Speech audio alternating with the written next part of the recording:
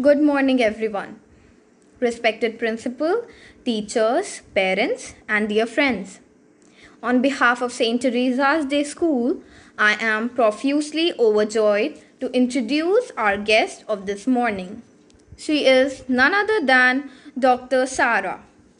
She has been awarded with the PhD from JMU New Delhi, Masters from Jamia Hamdard University, Bachelor's from AMU and currently working as research scientist with Department of Microbiology and Immunology, the University of Illinois at Chicago, USA.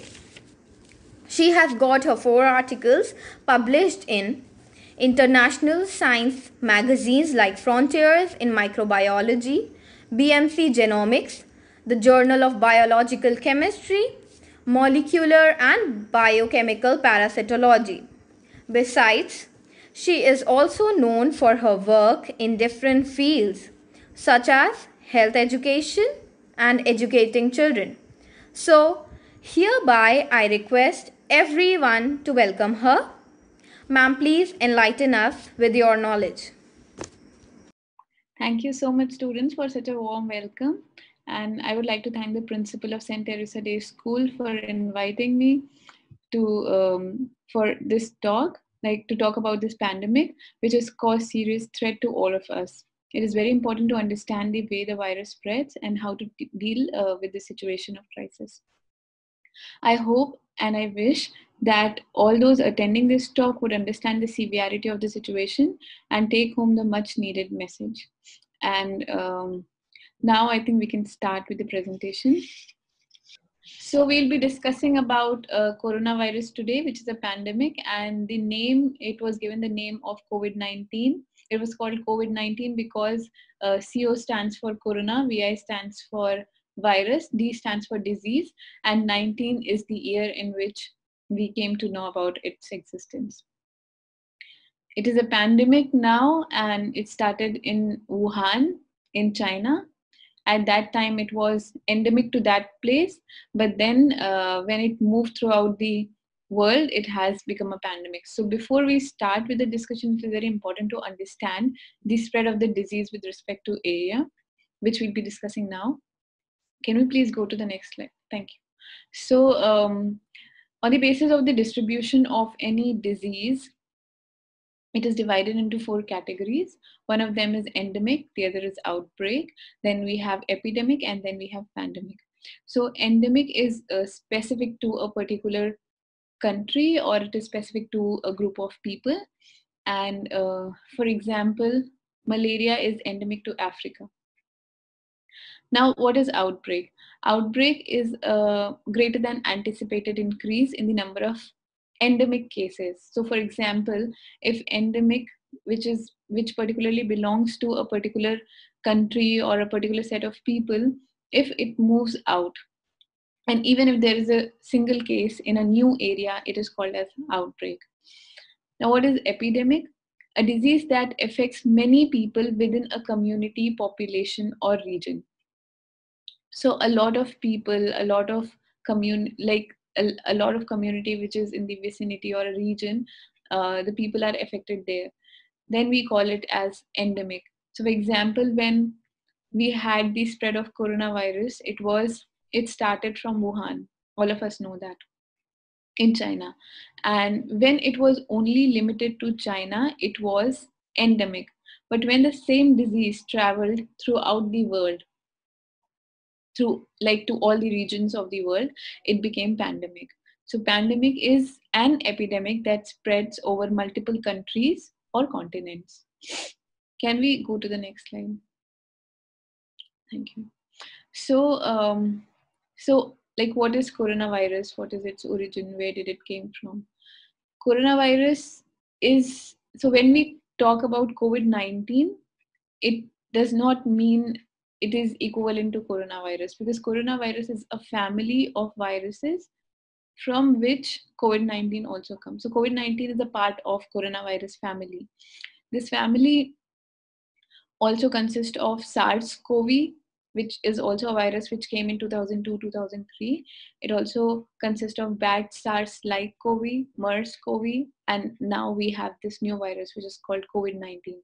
So all these viruses actually share the same genomic regions. They share the same genomic sequence, like a similar genomic sequence, and therefore they belong to the same family. Now, with the spread of this COVID-19 to 110 countries, infecting almost 118,000 people, on 18 March 2020, WHO, the World Health Organization, declared this as pandemic. So it was approximately around 16th of December when the first case, I think 11th of December or 16th of December, when the first case of COVID-19 positive patient was reported in Wuhan. So within the span of 3 months, it almost spread to 118,000 people to almost 110 countries. So from this small example, we can understand that the virus is highly contagious and it is spreading like anything. So it is very important for us to take all the necessary precautions to be able to control the spread of this virus. Can you please go to the next slide? Yeah. So looking at the current situation in the world and in India, we can see that the number of cases are very high. So the chances of getting infected by the virus is very high, although the death rate may not be as high. So it is very likely that most of the people would be infected with the virus. They might recover later on. And some of them where the infections are serious, where the symptoms develop later on, the number of deaths are also reported in that cases. And mostly the people who are dying are the one who are actually either old or the one who are having some pre-existing conditions, like they have some conditions where they are not well. The young people are generally the one who are recovering. So even if they are infected, they are recovering, and which is a good thing about this virus. When we talk about India, the cases in India are increasing at a very fast rate. And although there are many countries like China or Italy, or which are now recovering or which are now not in the exponential phase of growth, but the condition in India at this point is very critical. And we need to understand this, that it is very important for us to not let it grow exponentially or the way it is growing. Even when there's lockdown, even then the cases are growing very fast. So we can see that the cases in India are almost 53,000. The active cases are almost 36,000. So, like those who have recovered, the recovery rate is also okay, not that bad. It's almost 15,000, and the death rate is low, 1785. But we need to note that in India, the testing, like the kits are not available so much, and the cases which are reported are not all. So there are many people who might not have been tested and have not been reported here. Can we please go to the next slide? So it is very important to understand how the virus attacks our body. Any virus, be it coronavirus or any other virus, they have this intrinsic property where they use our body to multiply and grow. And then once they multiply exponentially, then we would show the symptoms. And our body would fight with this virus. This, like, our immune system would definitely fight with it if it encounters something which is foreign to the body and it recognizes something which is not a part of our body. So this virus, which has RNA as the genetic material, enters our body and it targets our cells, the cells of our body. So the cells of our body have some receptors, and those, it directly, the spikes on the surface of this virus, they directly attack the receptors of the cells, and then from there it enters the body. It enters the cell, And the most susceptible organ of our body which is affected by this virus, or which the virus attacks directly, are our lungs. So, and that is the reason why most of the people who have severe infections develop respiratory disorders or something like pneumonia. So, especially the viral protein burst into cells through ACE2 receptors. So, these ACE2 receptors are the receptors which are present on the surface of our cells. Once inside, the coronavirus hijacks healthy cells. So it would hijack our cell, it would multiply within the cell, it would use all the machinery from our body to multiply itself. And then it has a cycle where initially it is less, initially it is low in number, and then it multiplies and it grows, and then there's a point where it has an exponential growth, after which it would spread from one person to other. So and during this life cycle, only when the virus has multiplied a lot within our body will start showing symptoms. That is why we say that there is some incubation time of the virus. The incubation time is the time when the virus is in our body. So we are actually infected by the virus, but we are not showing any symptoms because the virus is using our body to multiply. And once the virus has multiplied enough, we'll start showing symptoms for it. Can we go to the next slide? So what are the symptoms that occur after the incubation time is over, after the virus has already invaded our body and multiplied? The symptoms include fever, cough, shortness of breath, fatigue, chills, sometimes shaking, body aches, headaches, sore throat, loss of taste or smell, nausea, diarrhea. So, but the problem here is that these symptoms are very common to all the symptoms of flu. We would not know, just by knowing that we have all these symptoms, we would not know whether we have a common flu, a common cold, or whether we are actually infected by COVID-19. Also, there's another problem. Just suppose if somebody does not have a fever, does not mean that they do not have this infection. Even after, there are many people who are infected with COVID-19 but do not show symptoms. So they are called asymptomatic people. And the problem there is that when we don't know we are infected with such a virus, we infect others also. We might recover from the infection, but the others we are infecting might not. Depends on the health situation of those, or maybe the age factor. We can go to the next slide.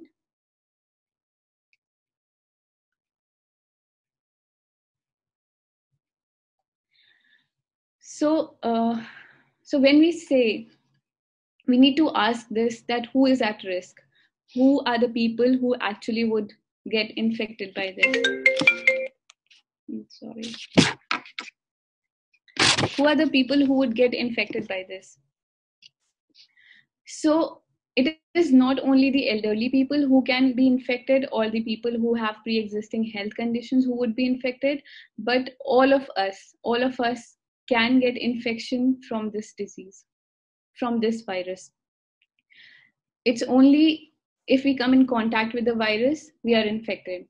So the only difference here is that anybody who's elderly, who's around the age of 60, 70, or 85, or somebody who has some pre-existing conditions, who are not well, who have like people who are already having diabetes or some heart and lung disease, or those who have some compromised immune system where their immune system is not functioning properly, they are the ones for whom it is very difficult to recover back.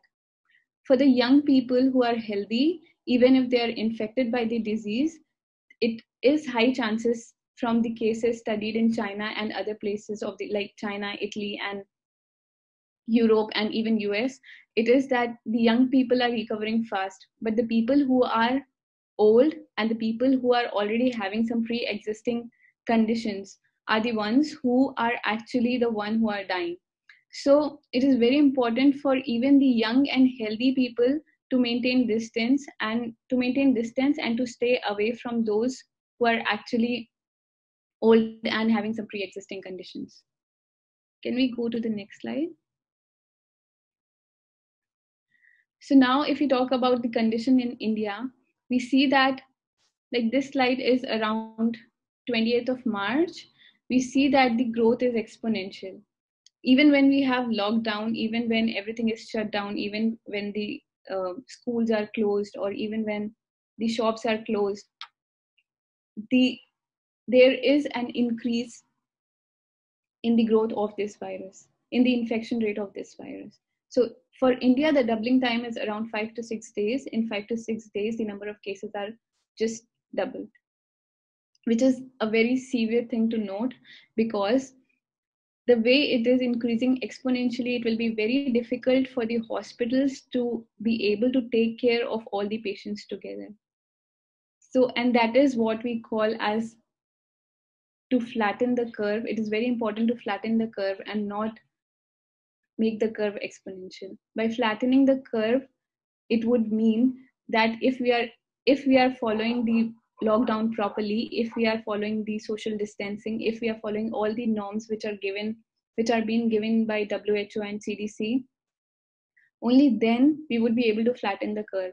If we are able to flatten the curve, that would mean that the hospital would have the beds available for the patients at a particular time. In case of exponential growth, it would be very difficult for the doctors and the hospitals and all the staff which are working around to be able to hold as many patients together and to be able to hold the spread of this virus. Can we go to the next slide? And we can see the healthcare condition in India. We can see that the healthcare is very, very less as compared to the other parts of the country. So the blue arrow, the blue bar here shows the hospital beds available for the people, and then the orange one depicts the physicians which are available for the treatment. Both the things are equally important. Even if we have many beds and we don't have the doctors to treat the patients, it won't help. If we have doctors but there is no place to admit the patients, that won't help either. And we can see that India lies far, far beyond, like below. Even if we compare India with Pakistan, Iran, US, China, Italy, it is far beyond. So it is very important for us to try to control the spread of this virus at the position where we are. We know we don't have any vaccine for it yet. We know we don't have any medicine or treatment for it yet, which is 100% guarantee. So it is very important for us to follow the norms, to stay at home, and to follow everything that has been told, and to take this very seriously. Can we go to the next slide? Now the question comes, how can we stop the spread of this virus? So there are two things which we need to follow very, very strictly. One of them is to maintain social distancing, and the other is to wash our hands. Because maintaining social distancing means you have to maintain a distance of almost 6 feet or almost around 2 meters from any other person.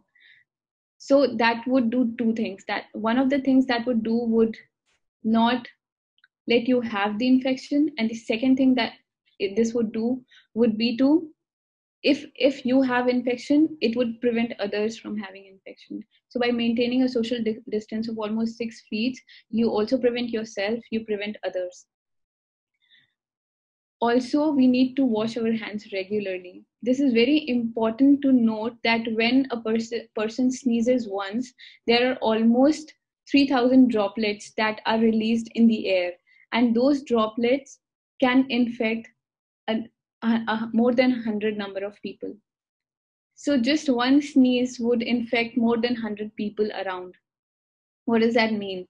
That means that it is very important for us to try to avoid any kind of contact with this virus. If you go out, you need to come back, you need to change your clothes, you need to wash your hands.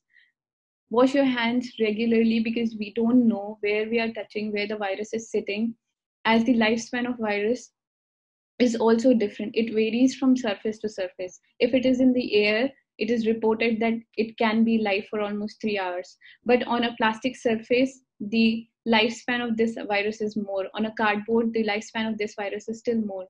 So it is very important. We don't know, it is a microorganism, we cannot see it. It is very important for us to assume that the virus is everywhere. If we assume that the virus is already everywhere, we'll take every possible precaution to be away from it. So we should avoid touching places where the virus is. We should avoid, after touching any place, we should avoid touching our face, because the way the virus infects us is either through our eyes or nose or mouth. We should try to wear masks, we should try to wear gloves, we should wear goggles, we should clean our hands regularly, and if we do not have soap to wash our hands, we should sanitize our hands. Can we go to the next slide? Now, the treatments, we know that there is no treatment available as of now. There is no vaccine available as of now. The only thing which we have, or which the doctors are trying, it's just an hit and trial method, which most of them are not approved by FDA. Some of them are approved by FDA, but only for this short span of time, and with the clause that the side effects of these drugs are possible. So the first thing which is very important to do is infection prevention. If you're able to prevent this infection, you'll be able to save yourself. If you're able to prevent this infection, you'll be able to save others, especially the elderly of your family, because you don't know how they're going to respond. And then if you know that there's somebody who's already infected, it is very important to take intensive care of them. It is very important to make an area at your place which is isolated. Maybe a sick room, maybe use a washroom which is separate. Keep all the things they want at one place, and avoid other member of the family to enter that space. The second is a drug which is remdesivir. This drug is known to inhibit the viral replication on a broader range, because COVID-19 is also a virus. This drug has been studied to inhibit the RNA viral replication in one of the families of this COVID-19, which is SARS virus. FDA has also approved the hydroxychloroquine. This hydroxychloroquine is a drug which is actually an anti-malarial drug. So this drug is used to treat malaria, but it is also seen to treat the SARS virus. Now, because it is treating SARS virus, and SARS virus is the same family as COVID-19, it is also helping prevent COVID-19. But there are some side effects which are also there with this drug. The one promising approach which is coming up nowadays for COVID-19 is plasma therapy. So plasma therapy was first used in 1901 for diphtheria, and it led to the Nobel Prize in medicine and physiology.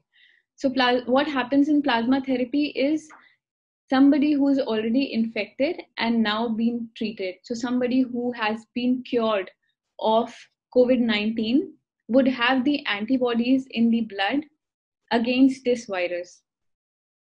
So what doctors are doing is they're isolating the blood from a patient who has been cured. From the blood, they're isolating the plasma. The plasma has the antibodies. Now those antibodies are being injected into patients who are actually COVID positive. There can be some repercussions for plasma therapy also, but it is quite promising and it might lead to positive effects. Till now, we don't have any vaccine. Doctors around the world are trying to generate a vaccine, but since the process for the development of a vaccine takes a lot of time, and there are a number of steps which are involved, we expect that it would take some time for us to come up with a vaccine which is available worldwide. Can we go to the next slide? Now, we have already talked about the precautions which we should take during this course of time. But then what do we mean by post-pandemic? Like once we assume that the spread of this virus is almost negligible, which is not coming soon, what should we do? And what should we do post-lockdown? Can we go to the next slide? So it is very important for us to understand what is post-pandemic, or what are the precautions that we need to take post-lockdown once the lockdown is not anymore there, like not imposed on us. So post-pandemic phase is when most people have some immunity to the new virus. What does that mean? That means that the virus has already infected a lot of us. The way it is infecting and the way we know that it is contagious or present in the it stays in the air. There would be a time when this virus would actually have affected a lot of us, and most of us would be infected, and once we are infected we would develop some kind of immunity for it.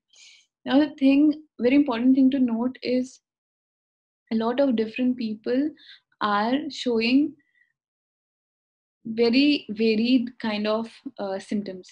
So many of the people do not show any symptoms at all even after infection. Many of the people show mild symptoms, and some of the people show severe symptoms. So you might not need a doctor to cure this disease if you have some mild symptoms. Now post pandemic, when we all have developed some kind of immunity, we should assume that we have to live with the virus now. So it's if somebody says that we'll get rid of the virus, it will not happen. The virus would be there. We'll have to, either we would have developed vaccine by then, so that all of us are vaccinated, all of us are immunized, so that even if the virus is there, it would not affect us much. So because we had, before there were cases where we had different viruses, like we had H1N1, we had Ebola virus, we had SARS virus, we had MERS virus, which belong to the same family as COVID-19. So now in post-pandemic, the effect of the virus may occur on a seasonal basis. So there would be a season when the virus would have the probability to multiply more. And once it would multiply, it would infect all of us. So we should, maybe in future, all of us will be wearing mask all the time. And we should understand that once the lockdown is not anymore imposed, we should still take care. We should still take all the precautions which have been imposed, which have been like told, or which are in the guidelines, because there have been cases in China where after lockdown the virus has recurred. So we know that it shows an exponential growth. So it has a curve. It will go up and it will go down. So once it is going down, if the lockdown has been removed, there are certain cases which are very low, it would again start infecting other people. So there is high probability that if the lockdown is removed and not imposed anymore, the cases which are remaining, even if there are few, would again increase as we have seen in Wuhan. And so it is very important for us to keep in mind that removing lockdown does not mean that the disease will not spread anymore, because the virus is still there, the virus would still be there, and only at the point before which we do not have a vaccine, we have to take a lot of care regarding the same. Once we have the vaccine, and if it is working fine, then it's very important to consider the fact that how much time would it take for the vaccine to reach each and every person in this world. So I think all of you should take a lot of care, a lot of precautions, even when the lockdown is not there, even when the situation is better, and because there are high chances of recurring it and spreading of it again. So do we have another slide? Yeah. I would like to thank you all for patiently listening to it. And if you have any questions, you can raise your hands and maybe the operator would allow you ask them.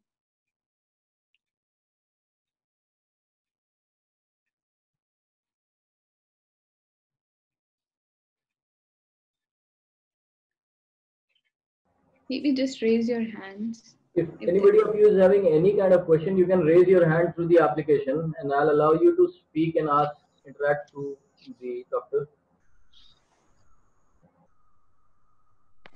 Yes, Maria, go ahead. Ma'am, I am Maria Hassan. I want to ask one Hi, question. Maria.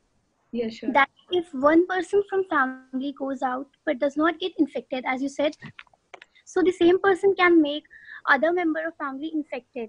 So in such case, what precautions one should take to prevent themselves from virus? So if one person of the family goes out and suppose the person is infected, it is very important within the family members to maintain some social distancing. You should be always cautious and you should always think that the virus is around. So only when you think that you are surrounded by the virus, everybody of the suppose all the members of the family, they already assume that there is virus in the air, because now there's another theory which is coming up which is saying that it is actually in the air also. So even if somebody is not infected and you're surrounded by virus, we don't know that it might infect us. So these are all the precautions which we are taking, and even after taking all these precautions like maintaining social distancing and wearing mask or gloves or goggles, nobody can be 100% sure that you will be prevented by it. So the most we can do is follow all these precautions, take care. If by chance one thinks, if by chance you start developing some symptoms or somebody in the family starts developing some symptoms, it is very important to isolate them. It is very important to have a room or something where one can self isolate. Somebody might not develop the symptoms as severe, because the good thing about this is that many of the people are developing mild symptoms and they might not even need the help of a doctor for that. So what they have to do, they just have to monitor their symptoms. They just have to take care that the fever is not very high or they are not having breathing problems, because one very important thing which the virus is causing is infecting our lungs. It is directly attacking the lungs and people are developing pneumonia kind of a thing. So only when you think, like, it is very important to monitor. So if somebody is monitoring what is happening to them, if their body is responding, if they're not developing symptoms, then it is fine. If they're developing mild symptoms, then it is fine, but they have to self isolate or quarantine themselves. And if suppose somebody is actually somebody has actually developed high fever and somebody is now having problems with respiration, they should, before going to the hospital, it is very important for them to call. They should always call the hospital, whatever facility is in the vicinity, or whichever hospital is actually taking care of COVID positive patients. They should call the hospital, they should talk to the doctor, and then either whatever they respond, they should follow those precautions.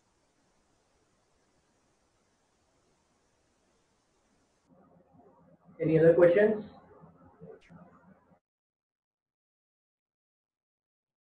Yes, Sidra. Good morning, Doctor. Sidra Ali here.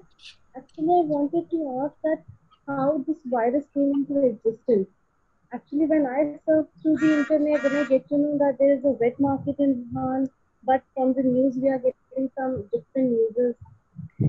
Yeah, so there is not a definite answer to this. So, according to the sequence which came out of the virus, it is very similar to the coronavirus which is present in bats. So, there's one assumption or there's one study which says that it actually came from bats.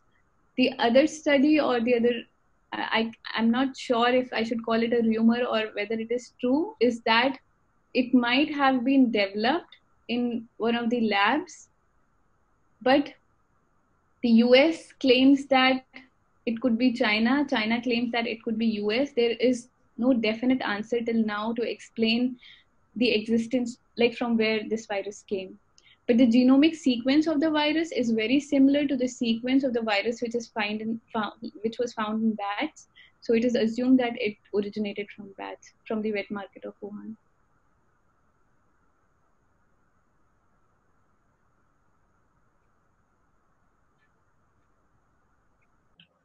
Next question, please.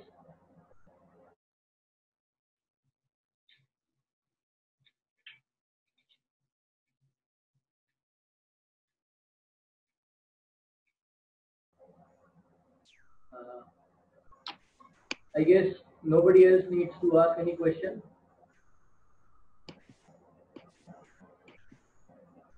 All right, fine then. On behalf of St. Peter Day School, I extend a very hearty thanks to you for Thank gracing you this so much. session and sharing your knowledge and your findings with us today. Thank you so much for inviting me to be able to talk to the students. Most welcome, ma'am. I also extend my thanks to our principal, Mr. Peter Franson Jr., sir, who has given me the permission to organize this session, and I thank everyone for joining in on a very short notice. Thank you for being such a patient listener. I can honestly say that putting the tips that you have given, will bring a difference in our life. Once again, thank you, ma'am, for coming up and sharing your ideas and your research. Thank you so much.